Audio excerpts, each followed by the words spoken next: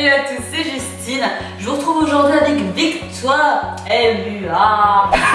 Donc comme vous avez vu dans le titre de cette vidéo, on est très énervé, on est ronchon, hein, on est très ronchon avec Victoire. Ouais. Donc on va parler de certains thèmes avec vous qui en ce moment nous agacent très fortement à un niveau très élevé d'énervance. Je suis énervée. Je vais dire des insultes.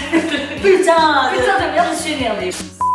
On a remarqué souvent sur internet qu'il y a beaucoup de sujets ou de choses dites autour du sport qui ne sont pas forcément véridiques ou en tout cas qui nous énervent fortement. Donc on a décidé d'en parler avec vous aujourd'hui. C'est parti. Alors en premier point, moi j'en ai parlé il n'y a pas longtemps dans un post Insta. J'ai l'impression qu'on critique vachement les gens qui font du sport.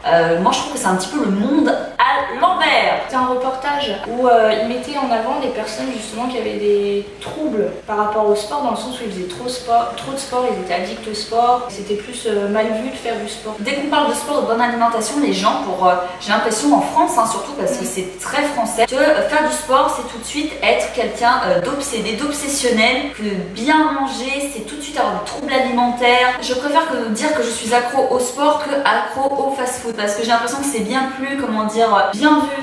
De mal manger, on est un bon vivant, on profite de la vie, etc.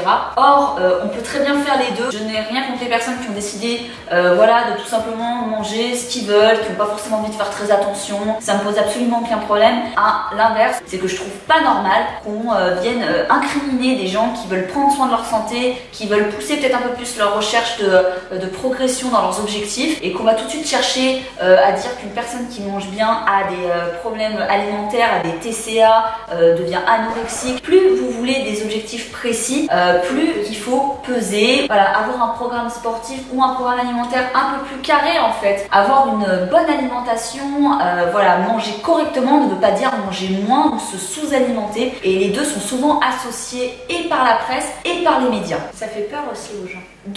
Voilà, il y a beaucoup la critique de oui, mais on peut facilement tomber dans l'excès. Je l'ai souvent en commentaire.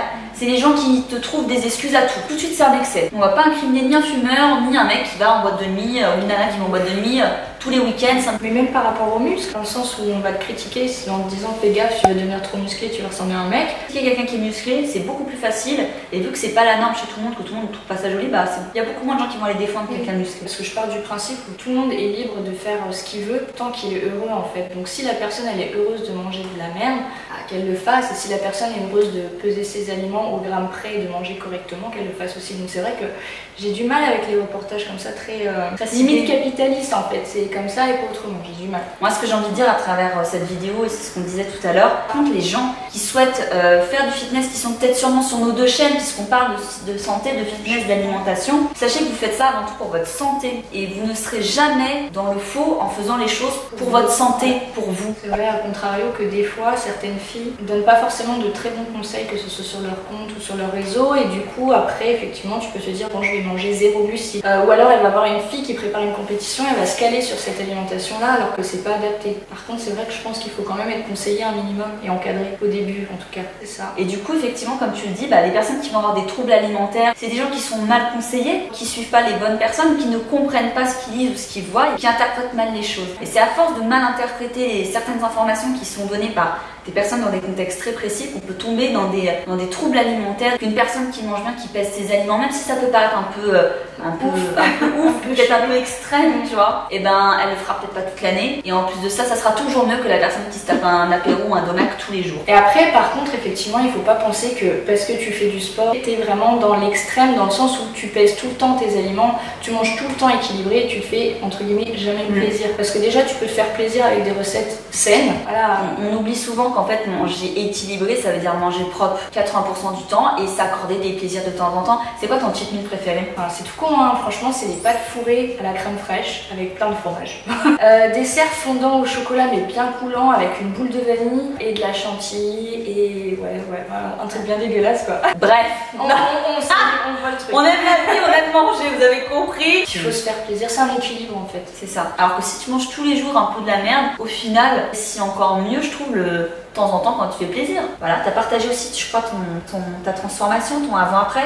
Ouais, je l'ai partagé il y a 2 mois. Et les gens étaient tellement impressionnés du avant-après qu'on pensait que c'était même pas moi. Parce que j'ai pas forcément changé de poids, ni de corpulence, mais le corps s'est vraiment modifié. Ça revient aussi à un autre truc qui m'énerve. Attendez. Il y a un autre truc qui m'énerve. Ta transformation, tu l'as fait en combien de temps? Oh, je l'ai fait en 4 ans. Voilà, moi je l'ai fait en 3 ans et demi. Moi, ce qui m'énerve, c'est les gens qui font des avant-après sur 6 mois, genre de fou. Bah, c'est possible, hein, bien sûr que c'est possible. Hein. Tu fais un truc genre drastique, c'est grave possible. Mais genre, toutes les personnes qui ne font pas des transfos sur 1 an sont des merdes. Oui, moi j'ai lu comme commentaire, du coup, à contrario. Ouais, mais bon, c'est pas extraordinaire, t'es pas passé de maigre à comme tu es ou de grosse à comme tu es, sauf qu'en final, c'est même plus facile, entre guillemets, de passer d'une perte de poids ou que vraiment une modification de ta morpho, quoi. Justement, de pas changer du jour au lendemain toute votre alimentation, tout le sport. Chaque jour, chaque semaine, chaque mois, rajouter ou enlever un petit quelque chose, un petit entraînement de plus, un petit aliment de merdouille en moins. C'est normal de ne pas avoir un changement spectaculaire en 3 mois, en 6 mois, en 1 an. Ça va dépendre vraiment de chacun. Donc il faut aussi se déculpabiliser avec ça. Et ça, je trouve que les gens te diront plus facilement t'es une merde si t'as pas encore transformé ton corps. Non, ça prend du temps et c'est normal. Et puis au-delà de l'aspect physique, en fait, c'est surtout un changement mental. Hein. On n'est pas la même personne au début de quand on commence et 2-3 ans après. J'aurais pas pensé devenir comme je suis maintenant, en tout cas dans ma manière de penser. Si tu m'avais dit tu sortiras plus, tu boiras plus, tu fumeras plus, je t'aurais dit oh non, jamais, moi j'aime trop ça, laisse-moi tranquille. J'ai appris à me connaître moi et à m'aimer moi et du coup je suis vachement plus heureuse maintenant. Et on vient à un autre sujet qui m'énerve,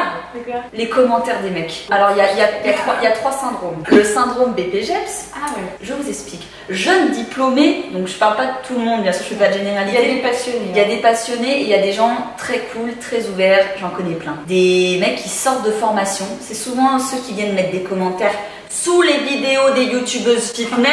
Le mec sort de son diplôme, il croit qu'il a tout appris, qu'il sait tout, il a déjà vécu, vu et revu et vaincu tout l'univers du fitness. En soi, tu sors d'école, tu viens d'apprendre plein de choses et souvent c'est des gens qui aimeraient peut-être eux partager ça sur leur réseau, qui n'y arrivent pas, qui ont envie d'être peut-être plus connus pour leur pratique ou pour leur diplôme ou pour leur capacité, qui ne sont pas reconnus à leur juste valeur. Voilà, ils viennent commenter les gens qui sont peut-être avec un certain nombre d'abonnés. Créez votre propre boîte, créez votre propre compte et au lieu de venir tailler ceux qui essayent de partager un minimum, n'hésitez pas à partager vous-même votre savoir et vous allez voir, vous recevrez bien plus en retour que de venir critiquer les autres. C'est le syndrome ostéo, c'est ceux qui, dès que tu fais un mouvement ou que tu essaies de partager un petit peu des tips et astuces, c'est un on parle que des haters, ça, on parle pas de tout le monde. Non, tant que ta colonne n'est pas dans l'alignement de ton doigt de pied avec ton petit index droit, tout est un prétexte à une maladie, un problème de tout en fait. Et troisième, c'est le mec qui ne supporte pas les filles qui font et qui parlent de vitesse. Parce que c'est un truc réservé aux mecs, tu vois, c'est pour les bonhommes. Non, mais je pense qu'on est censé faire juste des fessiers au sol, tu sais. J'espère que tu ne fais que ça, Victoire. Ne sors pas des sentiers battus. Hein. Mais voilà, de manière générale, les filles sont un peu plus critiquées que les garçons. Un mec ira plus facilement critiquer une fille qu'un autre mec. Et je trouve ça bien dommage.